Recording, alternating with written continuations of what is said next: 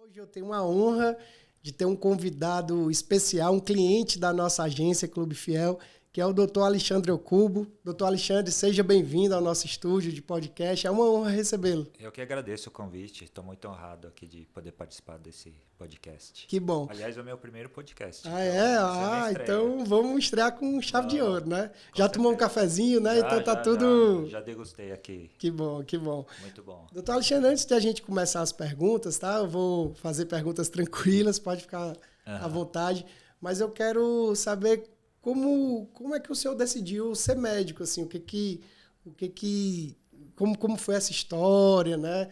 Pode contar um pouco pra gente? Assim, teve alguns fatores que me influenciaram nessa decisão. Pelo que eu me lembro, assim, eu só tenho um tio médico na família, né? Então, com certeza, ele deve ter me influenciado, porque ele me levava para sair. Eu lembro, ele morou uma época na minha casa, quando eu era criança, então eu lembro ele de branco. Acho que isso daí deve ter me marcado um pouco. E uma outra influência foi a minha tia do lado do meu pai, que ela sempre falou que o meu avô, ele tinha um sonho de ter um médico na família. Então, acho que na minha infância esses dois fatores me marcaram.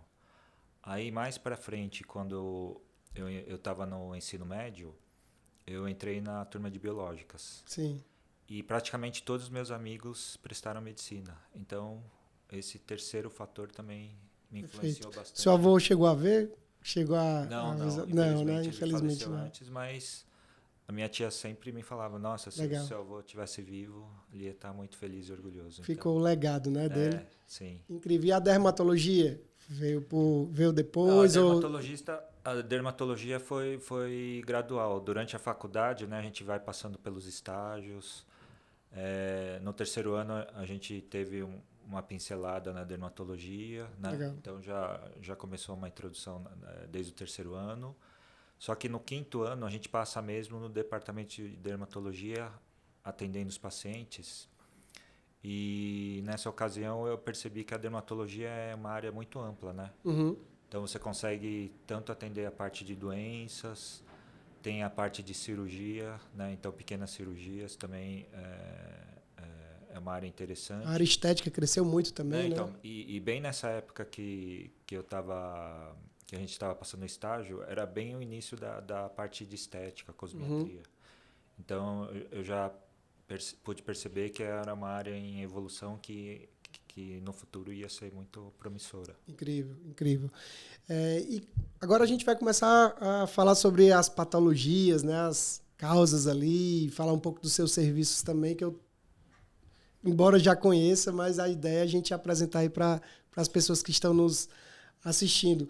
E aí a gente vai falar sobre queda de cabelo, né? Inclusive, eu estou passando por esse momento agora, Sim, né? Assim, acho que chega uma determinada idade, né? É uma queixa muito frequente. E aí, quais são as principais causas da queda de cabelo? Tem alguma diferença entre homem e mulher? Sim. Não, antes de falar das causas, é importante falar o seguinte, por exemplo, para uma pessoa é normal perder cerca de 50, 100 fios por dia e ser normal. Depende da fase que ela está passando, entendeu? A gente precisa começar a ficar um pouquinho mais preocupado se essa queda é além de 100 fios, se a pessoa começa a perceber áreas mais rarefeitas, né, do couro cabeludo, principalmente agora que está na moda de fazer selfie.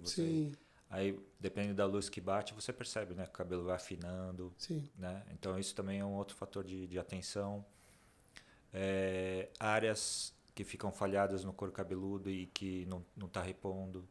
Então, isso daí também é um outro sinal de atenção, né? Quando você começar a notar essas alterações, seria interessante procurar um dermatologista para avaliar, né? Se é uma coisa normal ou se é necessário pedir exames, né, para investigar melhor. Tá? Existe alguma diferença no homem e mulher? Assim, as causas são na verdade, assim, iguais? as mulheres têm muito mais frequência de queixa de queda de cabelo. Talvez pelo fato de ser com o cabelo mais comprido, afetar muito a autoestima delas, né? Elas têm muito mais queixas, tá? Mas, assim, de modo geral, várias coisas podem provocar queda de cabelo. Então, desde doenças do couro cabeludo, né? principalmente dermatite, doenças autoimunes como psoríase, alopecia areata, provocam queda de cabelo. Tem um fator genético também que é muito importante, né? Então, aquela calvície mesmo, que pode dar tanto em homem e mulher, só que é mais frequente em homem. Nesse aspecto é o inverso, né? É mais frequente em homem. Então, tem que ser analisado, né? E outras coisas que a gente não leva muito em consideração, até medicamentos podem provocar queda de cabelo. Emocional também, será? Ah, sim. Emocional, dependendo da duração, né? Da crise de estresse. Se é um estresse muito prolongado, muito crônico, também pode provocar queda de cabelo. Entendo. E muita gente fala sobre o Covid, né? As sequelas que o Covid tem deixado aí para a humanidade. Isso influencia também na queda de cabelo, Sim, Covid? sim. Nesses 2 anos aí de pandemia, eu pude atender muitos pacientes, né?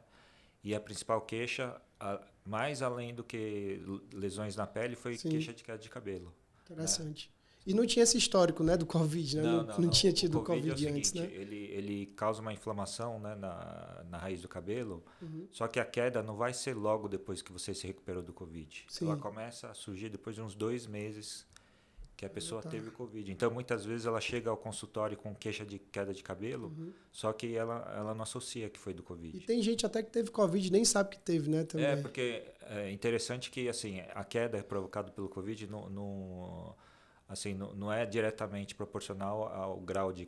Assim, se você teve um Covid muito agressivo ou leve, não importa, ela pode dar queda depois. Sim. Interessante. Então, muitas vezes a pessoa nem lembra mais que teve Covid e não relaciona essa queda de cabelo. E qual é o tratamento mais indicado? Assim, quando alguém percebe ali que está tendo a queda de cabelo, né? Claro, vai procurar um seu dermatologista de confiança, né? Isso, né? Pedir exames de sangue para ver se não é uma outra causa. Né?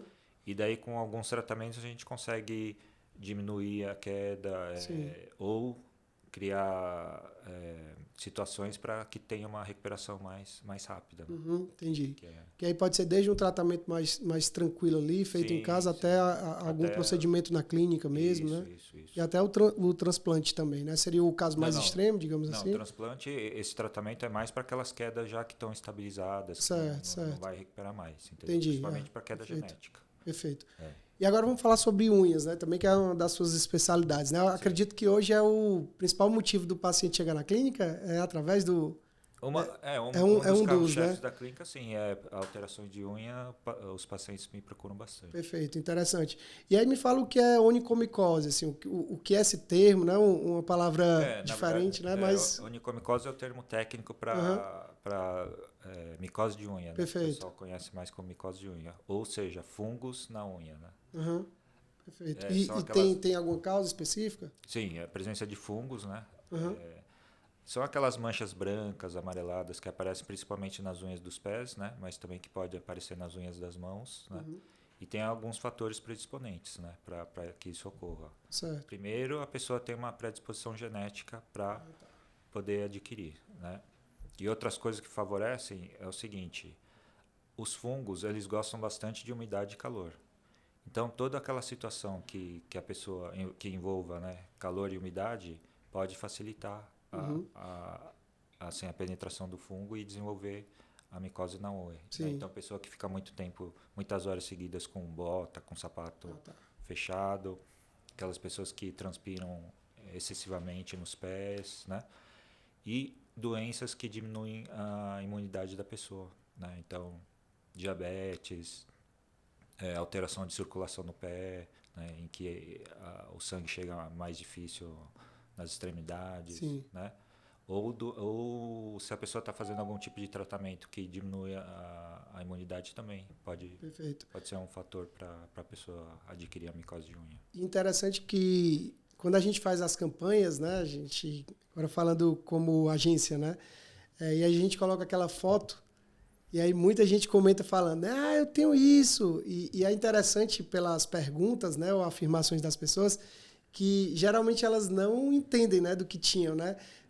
É preciso difundir mais esse conceito, esses na termos? Verdade, o que é importante? A pessoa acha que a micose de unha é só uma doença estética, né? Sim. Tá com aquela mancha e tal. Só que ela tem que saber que aquilo lá é como se fosse um armazém de fungo.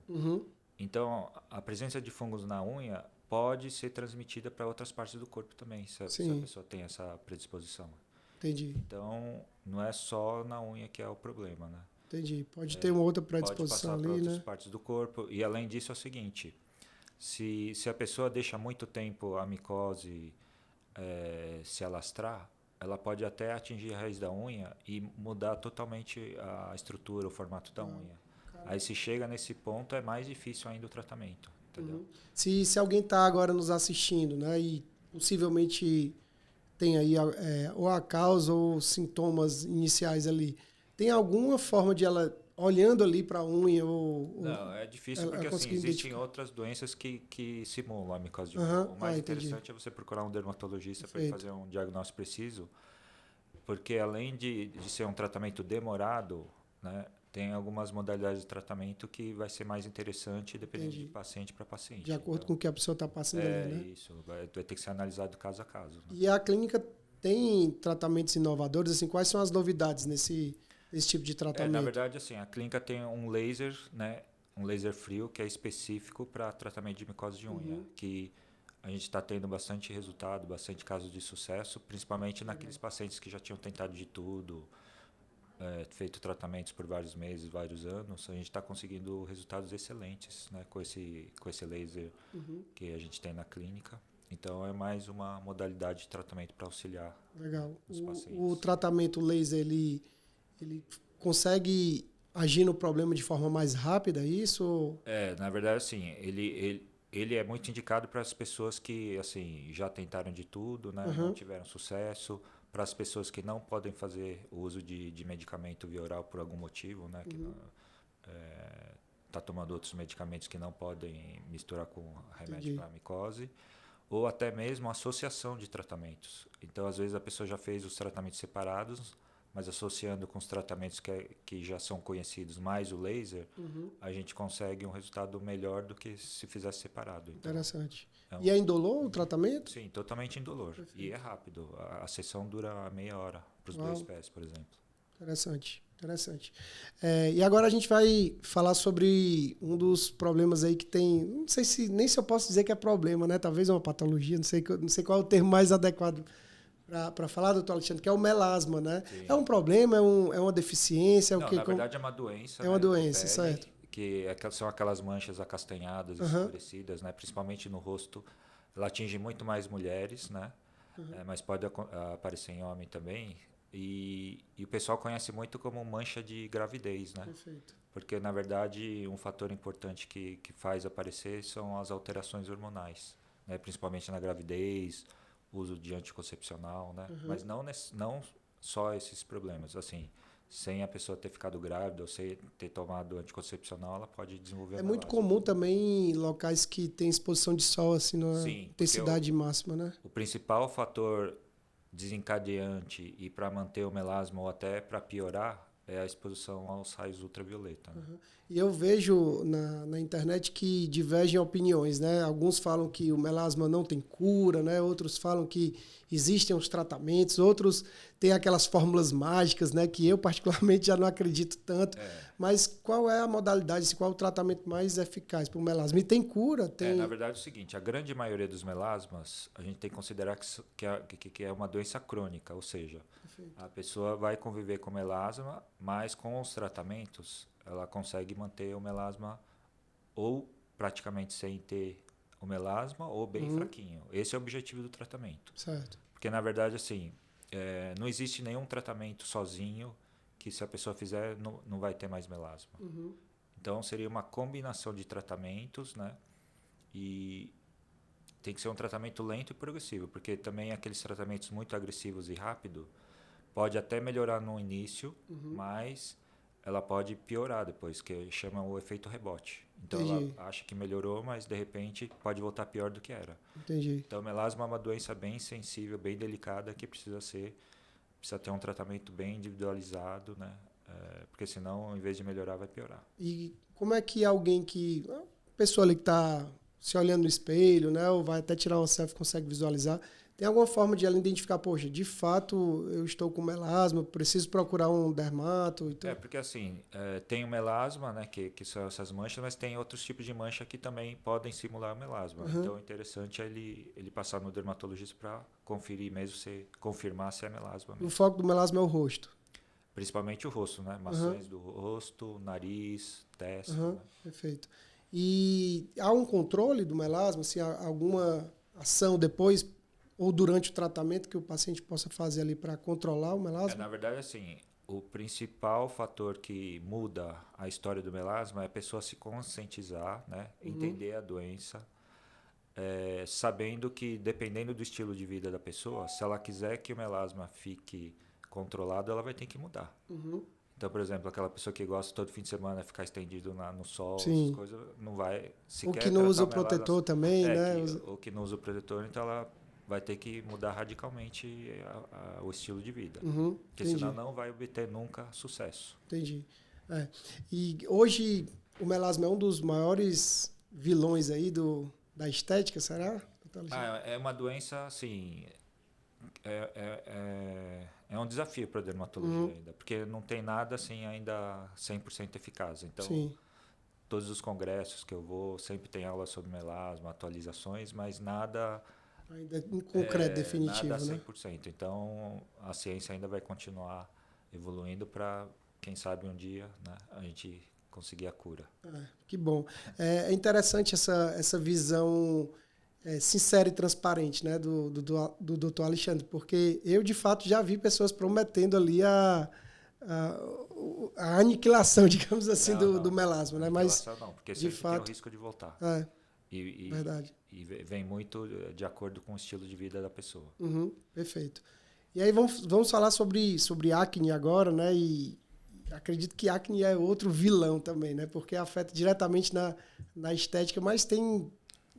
situações muito mais profundas, né? Sim. Saindo um pouco da estética também. Aí eu gostaria que o senhor falasse qual a principal causa da acne, né? Tem várias causas, tem uma causa específica. Causas. A acne mais frequente é aquela do adolescente, né? Que começa na puberdade, com a mudança hormonal, né? Sim.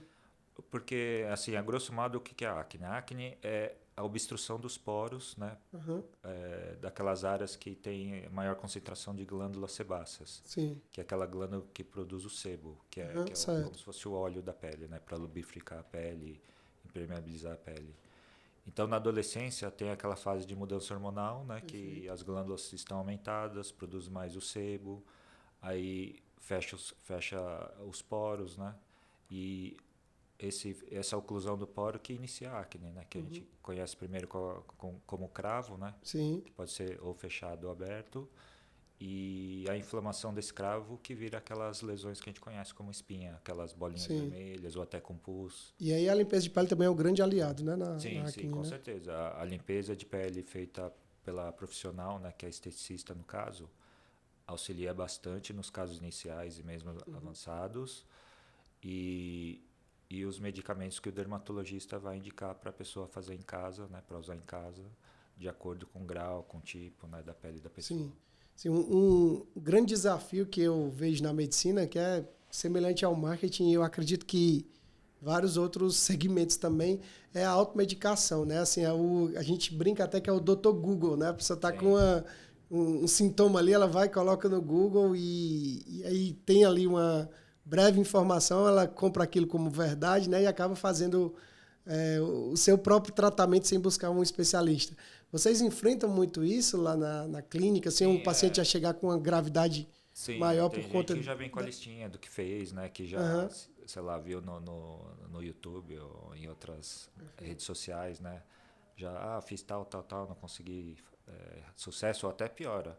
Porque às vezes a pessoa acha assim, eu vou limpar muito a minha pele para tirar toda a oleosidade, né? Só que esse excesso de limpeza também pode ser prejudicial. Interessante. Porque a pele fica mais sensível, a barreira cutânea fica comprometida e aumenta a inflamação, entendeu? Pode agravar a acne em vez de melhorar. Por isso que é importante analisar o tipo da pele da pessoa, ver que tipo de lesão de acne que ela tem. Sim. E daí fazer um tratamento adequado para aquele quadro do paciente. Interessante. E quais são os tratamentos, doutor Alexandre? Além da limpeza de pele, tem... Daí eu tenho uns tratamentos caseiros, né? Uhum. Que vai fazer em casa, com a base de ácidos, de substâncias que diminuem a inflamação. Uhum. Às vezes a pessoa vai ter que tomar um período de antibiótico, né? Que vai agir para diminuir a inflamação ou diminuir a população de bactérias que também auxiliam na inflamação da pele. Uhum. E até a isotretinoína, que seria um estágio mais, assim, o último estágio, né? Que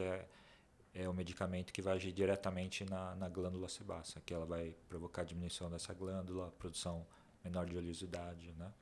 Entendi. Essa é na fase de doença, porque depois a gente vai fazer os tratamentos de manchas, de cicatrizes, né? Isso sim é feito no consultório, né? Sim. Pode ser feito peelings, lasers, né? Dependendo da necessidade do paciente. Legal. Eu estou entrevistando o Dr. Alexandre Ocubo, ele está à frente da Clínica Prime Dermatologia aqui em São Paulo. E, doutor Alexandre, vamos falar agora sobre bronzeamento artificial, né? Então, São Paulo a gente sabe que é uma cidade que não tem um sol tão ali, né, forte, embora no verão sim, né? No verão é bem intenso, né, o calor. Uhum. Mas aí acredito que muitas pessoas buscam ali o bronzeamento artificial, principalmente quando a gente está na época do inverno ali, né, e tudo. É saudável buscar esse meio, né? Quais são as indicações e as contraindicações, digamos assim? Na verdade, Diego, eu vou te falar uma coisa. Não sei se você... provavelmente você não sabe, mas o bronzeamento artificial é proibido aqui no Brasil. Sim. A Anvisa, desde 2009, né, fez uma portaria proibindo esses aparelhos. Não sabia, interessante. Então, na verdade, as clínicas que estão funcionando, elas estão meio irregulares, porque tanto a importação, a fabricação desses aparelhos estão proibidos desde 2009. E por que foi proibido? Porque, assim, vários trabalhos, né, nesses últimos anos têm... trabalhos científicos têm notado que naqueles países que o bronzeamento é permitido, teve um aumento de incidência de câncer de pele. Né? Então, principalmente a partir de um certo número de sessões que a pessoa faça, ela aumenta significativamente a chance de ter câncer de pele. Então, a Anvisa, analisando esses trabalhos nos últimos anos, decidiu por proibir esse tipo de tratamento, né? Sim. Quando você foge ali do natural e você vai para algo artificial, né? Você acaba expondo o seu corpo, né? Sua pele, né? Porque na verdade, assim, quando você faz a exposição solar assim naturalmente, você tem aquele termômetro de saber quando você já exagerou o sol, que é aquela queimadura solar, né? Sim. Então, você fica no sol, só que depois de um tempo a sua pele começa a queimar e você naturalmente sai do sol, né? Sim. Só que o bronzeamento artificial não, porque ele é só um tipo de radiação que chega na pele. Sim. Então você não sente nada, vai passando, né, aquela radiação, vai acumulando na pele e depois de um certo tempo, um certo número de sessões, ela pode provocar, né, surgimento de câncer de pele no futuro. Nossa. E aí vamos falar agora sobre rejuvenescimento, né? Um termo que está super em alta, né? Na área da dermatologia, né? Tem tratamento, assim, quais são as tendências hoje, né? Assim, a pessoa quer ali rejuvenescer, né? Quer sei lá, poxa, eu tenho 40, quero ter um rosto de 30, ou 50, um rosto de 30. Eu sei que existem muitas promessas também, né? No meio do marketing, né? E tudo. Mas quais são os tratamentos mais adequados assim, para quem pensa em rejuvenescer? Não, na verdade, Diego, eu vejo o seguinte, eu acompanhei todo o crescimento dessa parte estética, né? Como eu te disse, desde a época da faculdade, que estava engateando ainda a aplicação de toxina, de preenchimento, né? Eu vi crescer toda essa tendência. Eu vejo agora essa parte de estética facial, de rejuvenescimento, a tendência para o futuro eu acho que seria uma coisa mais natural. Certo. Porque no início a gente fazia os procedimentos e dava aquela aparência um pouco artificial, né? Sim, tem até uns memes, né, na internet, né? Muitos memes falando. Então eu acredito assim, a tendência daqui para o futuro seria um rejuvenescimento mais natural possível. Perfeito. Você levando em conta as características da feição da pessoa, né?